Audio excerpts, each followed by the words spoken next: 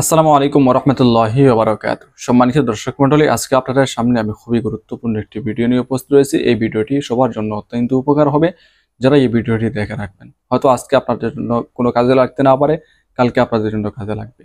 তো ভিডিওটি হচ্ছে সহজে সন্তান ভূমিষ্ঠ হওয়ার আমল।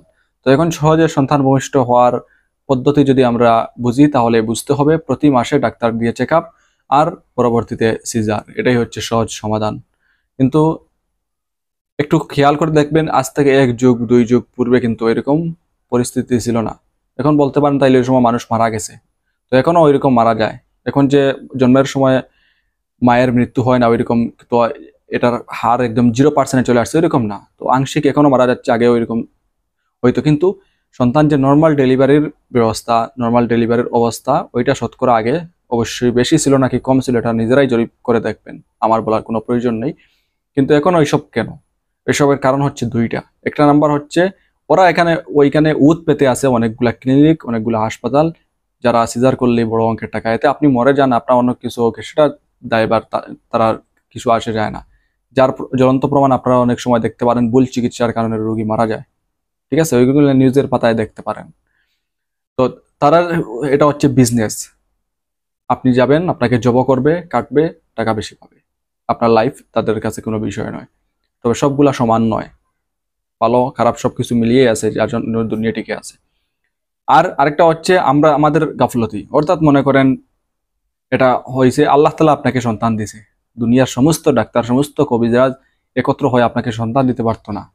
ঠিক আছে, আল্লাহ তাআলা আপনাকে দিয়েছেন। আল্লাহ তাআলা কোরআন শরীফে বলছেন, আমি যাকে ইচ্ছা তাকে ছেলে সন্তান দান করি, যাকে ইচ্ছা তাকে মেয়ে সন্তান দান করি, যাকে ইচ্ছা তাকে উভয়টা দান করি, যাকে ইচ্ছা তাকে কোনো কিছুই দান করি না। এই আয়াতের মোকাবিলা করেন না কেন? বাবার কবরে গিয়ে তো চান যে বাবা সন্তান দেন। তাইলে যাদের সন্তান অনেক দিন থেকে হচ্ছে না, মাজারে গিয়ে চাওয়ার পরেও হচ্ছে না, বাবার যদি ক্ষমতা থাকতো তাহলে ওরা সন্তান পায় না কেন? অযথা শিরিক করবেন, কোনো কাজ হবে না। চাওয়ার মতো চাইবেন, ইনশাল্লাহ হবে। আর সন্তান ভূমিষ্ঠ হওয়ার জন্য বলতেছিলাম এটা, যে আল্লাহ তাআলা আপনাকে সন্তান দিলেন, দুনিয়ার কারো ক্ষমতা নাই, আল্লাহ তাআলা আপনাকে দিলেন, সেই আল্লাহ তাআলার উপর একটি মাস যাওয়ার পরেও আপনি আস্থা বিশ্বাস হারিয়ে ফেলেন, বলেন ডাক্তার দিয়ে চেক আপ না করলে মায়ের ক্ষতি হবে, বাচ্চার ক্ষতি হবে। বাহ, চমৎকার! ওই 1 মাসে আল্লাহকে ভুলে গেলেন। আল্লাহ তাআলা এটাও তো কোরআন শরীফে বলছেন, বান্দা যখন বিপদে পড়ে তখন আমাকে এমন ভাবে ডাকে, ডাকার মতো ডাকে, আর যখন বিপদ শেষ তখন মনে হয় যেন সে কোনো বিপদেই পড়ে নাই। আপনার পেটে সন্তান চলে আসছে, 1 মাস হয়ে গেছে, এখন আর বুঝেন ডাক্তারই সবকিছু। ডাক্তারই আপনার সন্তানকে বাঁচনেওয়ালা, আর ডাক্তারই আপনার সন্তানকে সুন্দরভাবে ভূমিষ্ঠ করনেওয়ালা। এটাই মনে করি, আল্লাহকে আমরা ভুলে যাই। আসলে এটা কোনো ঠিক না। হ্যাঁ, আমি এটা বলতেছি না যে ডাক্তার দেখাবেন না, সমস্যা হলে অবশ্যই তো ডাক্তার শরণাপন্ন হবেন, কিন্তু আল্লাহ তাআলাকে ভুলে নয়, আল্লাহ তাআলাকে অবশ্যই স্মরণ রাখতে হবে। ঠিক আছে। তারপরে মহিলা ডাক্তার হলে তো মহিলা ডাক্তারের কাছে আপনি গেলেন, সেটা ভালো কথা। যদি প্রয়োজন বশত যেতে হয় মহিলা ডাক্তারের কাছে গেলেন, জানি না এই বিষয়ে, আমি জানতেছি না, হয়তো এটাও হতে পারে যে অনেক মহিলা ডাক্তার পুরুষের কাছেও যেতেছেন, বা অনেক কিছু, সে অনেক কিছু দেখতেছে। তো এইসব থেকে বিরত থাকা আবশ্যক। যদি সন্তানের মতো চান, শুধু সন্তান দুনিয়াতে আসলেই যে আপনি সুখী হয়ে যাবেন ওইরকম না। সন্তানের জন্য আপনার নরক হতে পারে দুনিয়াটা। সন্তানের জন্যই দেখেন না আজকে অনেক মা বাপ খুন হচ্ছে, অনেক মা বাপের অশান্তির কারণ হয়ে যাচ্ছে। ওই কতদিন আগে একজন আমাকে স্ক্রিনশট দিয়েছেন যে উনার সন্তানের বাসা, এই বাসাগুলা আপনাদের সামনে যে আমি বলবো এই বাসাও নেই, কিন্তু সে তার মাকে এরকম বলতেছে। এরাও সন্তান। ঠিক আছে। আবার বৃদ্ধাশ্রমেও পাঠায়, এরাও সন্তান। তো এরকম সন্তান দিয়ে আপনি কি হবেন?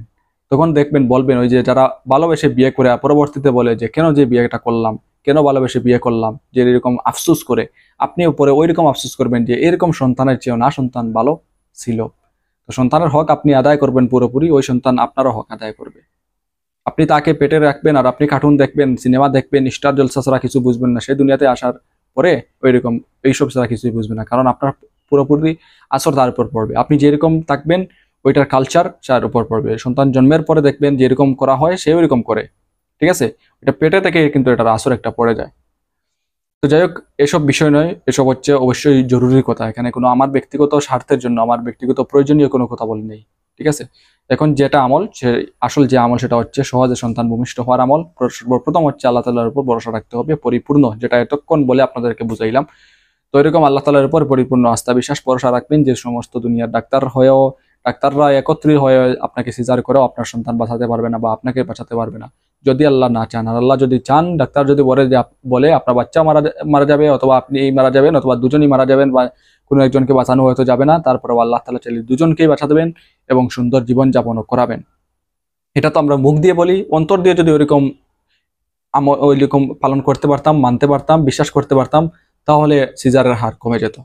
তো যাই হোক, এখন যেটা করবেন সেটা হচ্ছে নিম্নলিখিত তাবিজটি লিখে গর্ভবতী মহিলার হাতে, ডান হাতে বাঁধিবে। আল্লাহর কুদরতে অতি সহজে দ্রুত সন্তান ভূমিষ্ঠ হবে। তো এটা যারা বিশেষ করে নর্মাল ডেলিভারির জন্য অথবা হসপিটালে যদি নিয়ে যান, তো আপনারা ওইটা করতে পারেন। অর্থাৎ মহিলার ডান হাতে আপনি এটা দিবেন, অর্থাৎ গর্ভবতী মায়ের ডান হাতে আপনারা এটা লিখে দিবেন। এটা যে কেউ লিখতে পারবেন, সো এটা আরবি অক্ষর কিছু না, এখানে নামেরও কোনো প্রয়োজন নেই, একদম ছোট করে লিখবেন, ডান হাতে এটা বেঁধে দিবেন। দেখবেন এটার উসিলায় আল্লাহ তাআলা সন্তান অতি সহজে ভূমিষ্ঠ করিয়ে দিবেন ইনশাআল্লাহ। কোনো সিজার টিজারের কোনো প্রয়োজন পড়বে না। ঠিক আছে? তো আবারও বলতেছি, আমি যে এত কিছু বললাম, এত কিছুর মানি এটা নয় যে আপনি ডাক্তার সবকিছু বাদ দিয়ে দিবেন আর এরকম করবেন। এত আল্লাহ হলি তো আর এখন আর পাওয়া যায় না, এরকম আল্লাহ বিশ্বাস করেনা কয়জন। আপনি অবশ্যই সেদিকেরও প্রয়োজন আছে। যদি ডাক্তারি সমস্যা হয় তাহলে সে শুধু আমল করবেন আর হয়ে যাবে, হ্যাঁ অবশ্যই হবে, কিন্তু আমরা তো গুনাহগার, সেই জন্য ওইদিকেও প্রয়োজন পড়ে। অনেক সময় আমাদের আমল কবুল নাও হতে পারে, সেই জন্য যে আমার ভিডিও দেখবেন আর ডাক্তারি সবকিছু বাদ দিয়ে শুধু এরকম করবেন, এটার কথা আমি বলতেছি না। কিন্তু ডাক্তারের কাছে যাবেন, লিমিট মতো যাবেন, আল্লাহকে স্মরণ রাখবেন, শুধু ডাক্তার সবকিছু এটা মনে করবেন না। কারণ মনে করবেন যে ডাক্তার আপনার সন্তান দেয় নাই আপনার গর্ভে, আল্লাহ তাআলা রহম করছেন, সন্তান দিয়েছেন, সেই আল্লাহ তাআলা আপনার সন্তানকে সুন্দরভাবে ভূমিষ্ঠ করবেন। সেই রকম পুরোপুরি বিশ্বাস রাখবেন আল্লাহ তাআলার উপর, নিয়ত ঠিক রাখবেন, দেখবেন সন্তান সুন্দর মতো ভূমিষ্ঠ হইবে। কারণ আল্লাহ তাআলা কোরআন শরীফে বলছেন, বান্দা আমার উপর যেরকম ধারণা করে আমি সেরকমই আচরণ করি। আপনি শুধু ডাক্তার বলবেন, আল্ট্রাসাউন্ড আর কত কিছু হাবিজাবি এসবের উপর একদিন আনবেন, পরবর্তীতে দেখবেন বাচ্চা কোনো সমস্যা হয়ে গেছে, আল্লাহ মাফ করুক। কারণ আপনি তো বলছেন, বুঝছিলেন যে ওইসবের দ্বারাই আপনি কামিয়াবি হয়ে যাবেন। তো আল্লাহ তাআলা আপনার ধারণা অনুযায়ী ফল দিয়ে বুঝাইবেন যে ওইসবের মধ্যে কামিয়াবি নয়, কামিয়াবি সব আল্লাহ তাআলার দ্বীনের আহকামের মধ্যে। তো যাই হোক, আল্লাহ তাআলা আমাদেরকে সহি সমঝ দান করুন। ওয়া আখিরু দাওয়ানা আলহামদুলিল্লাহি রাব্বিল আলামিন।